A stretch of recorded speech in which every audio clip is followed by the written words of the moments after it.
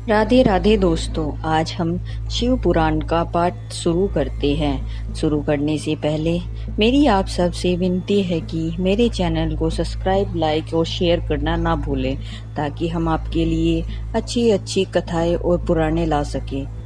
ओम नमः शिवाय। चलो आइए शुरू करते हैं। राधे राधे दोस्तों, आपका फिर से स्वागत है मेरे YouTube चैनल राधे श्याम।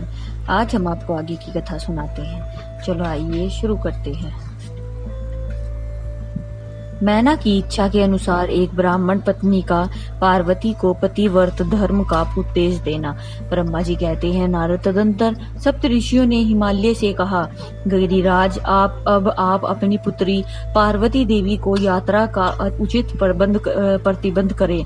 मुनीश्वर यह सुनकर पार्वती के भावी विरह का अनुभव करके गिरिराज कुछ काल तक अधिक प्रेम के कारण विषाद रूप में डूब गए। कुछ देर बाद सचेत हो शैलराज ने तथास्तु कहकर मैना को संदेश दिया। मुने हिमवाहन का संदेश पाकर हर्ष और शोक के वशीभूत हुए मैना पार्वती को विदा करने लिए उद्यत हुए। शैलराज की प्यारी पत्नी मैना ने विधि पूर्वक वैदिक और एवं लौकिक कुलाचार का पालन किया और उस समय नाना प्रकार के उत्सव मनाए। फिर उन्होंने नाना प्रकार के रत्न जड़ित सुंदर वस्त्रों और 12 आभूषणों द्वारा रजोचित श्रृंगार करके पार्वती को विभूषित किया। तदंतर मैना के मनोभाव को जानकर एक सती साध्वी ब्राह्मण पत्नी ने गिरिजा को उत्तम पतिव्रत धर्म की शिक्षा दी। ब्राह्मण पत्नी बोली, गिरिराज किशोरी, तुम प्रेम पूर्वक मेरा यह वचन सुनो। यह है धर्म को बढ़ाने वाला, इहलोक तथा परलोक में भी आनंद देने वाला तथा श्रोताओं को भी सुख की प्राप्ति कराने वाला है। संसार में पतिव्रत नारी ही धन्य हो, दूसरी नहीं। वही विशेष रूप से पूजनीय है। पतिव्रता सब लोगों को पवित्र कराने वाली है, समस्त पाप राशियों को नष्ट कर देने वाली है।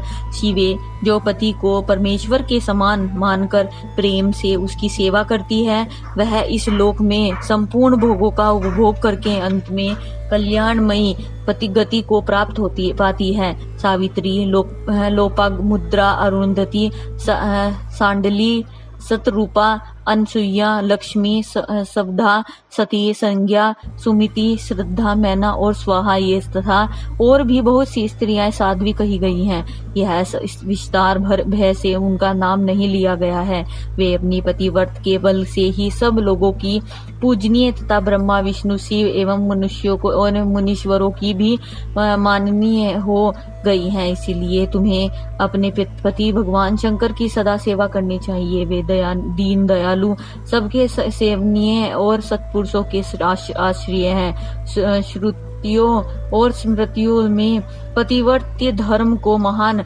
बताया गया है। इसको जैसा श्रेष्ठ बताया जाता है वैसा दूसरा धर्म नहीं है।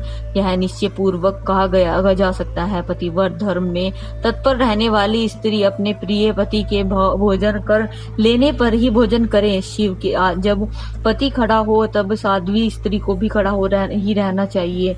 शुद्ध बुद्धि वाली साध्वी स्त्री प्रतिदिन अपने पति के सो जाने पर सोए और उसके जगने से पहले ही जग जाए। वह छल कपट छोड़कर सदा उसके लिए हितकर कार्य ही करे। शिव साध्वी स्त्री को चाहिए कि जब तक आभूषणों से विभूषित न हो तो ले, तब तक वह अपनों को पति की दृष्टि से सम्मुख न लाए। यदि पति किसी कार्य से परदेश में गया हो तो उन दिनों उसे कदापि श्रृंगार नहीं करना चाहिए। पतिव्रता स्त्री कभी पति का नाम न ले। पति के कटु वचन कहने पर भी वह बदले में कड़वी बात न कहे। पति के बुलाने पर वह घर के सारे कार्य छोड़कर तुरंत उसके पास चली जाए और हाथ जोड़ प्रेम से मस्तक झुकाकर पूछे, नाथ किस लिए इस दासी को बुलाया है? मुझे सेवा के लिए आदेश देकर अपनी कृपा से अनुग्रहित कीजिए। फिर पति जो आदेश दे उसका वह प्रसन्न हृदय से पालन करे। वह घर के दरवाजे पर देर तक खड़ी न रहे, दूसरे के घर न जाए। कोई गोपनीय बात जानकर हर एक के सामने उसे प्रकाशित न करे, पति के बिना कहे कि ही उसके लिए पूजन सामग्री स्वयं जुटा दे और उसके हित साधन के यथोचित अवसर की प्रतीक्षा करती रहे। पति की आज्ञा लिए बिना किसी तीर्थ यात्रा के लिए भी न जाए। लोगों की भीड़ से भरी हुई सभा या मेले आदि के उत्सवों का देखना वह दूर से ही त्याग दे। जिस नारी को तीर्थ यात्रा का फल पाने की इच्छा हो उसे अपने पति का चरणोदक पीना चाहिए। इसके लिए उसी में सारे तीर्थ और क्षेत्र है, इसमें संशय नहीं है। पतिव्रता नारी पति के उच्चिष्ट अन्न आदि को परम प्रिय भोजन मानकर ग्रहण करे और पति जो कुछ दे उसे महाप्रसाद मानकर सिरोधार्य करे। देवता, पितर, अतिथि, सेवक गण, गो और भिक्षुक समुदाय के लिए अन्न का भाग दिए बिना कदापि भोजन न करे।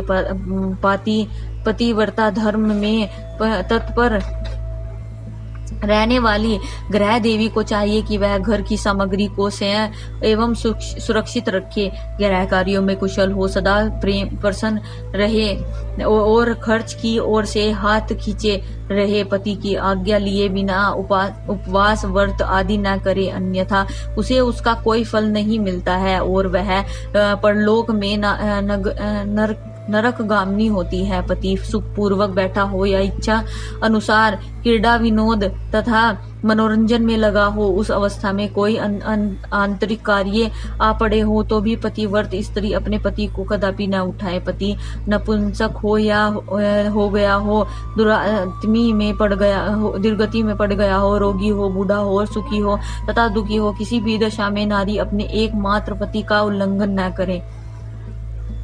राजस्वल होने पर भी वह 3 रात्रि तक पति को अपने मुंह न दिखाए, अर्थात उससे अलग रहे। जब तक स्नान करके शुद्ध न हो जाए तब तक अपनी कोई बात भी वह पति के कानों में न पड़ने दे।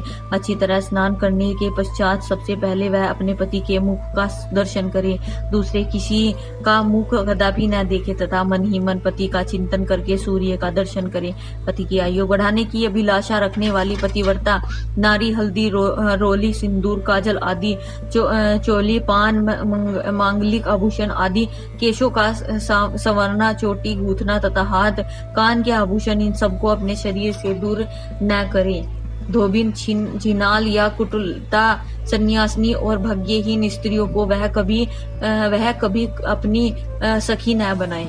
आज की कथा में समाप्त करते हैं। इसकी आगे की कथा है जो ब्राह्मण स्त्री ने सती माता को, पार्वती माता को सिखाई थी, वो क्या थी। आगे की कथा हम आपको कल सुनाएंगे। ओम नमः शिवाय। अगर आपको मेरी वीडियो अच्छी लगी तो बेल आइकन दबाना ना भूलें ताकि आपको मेरे आने वाली वीडियोस का नोटिफिकेशन मिलता रहे। धन्यवाद। ओम नमः शिवाय।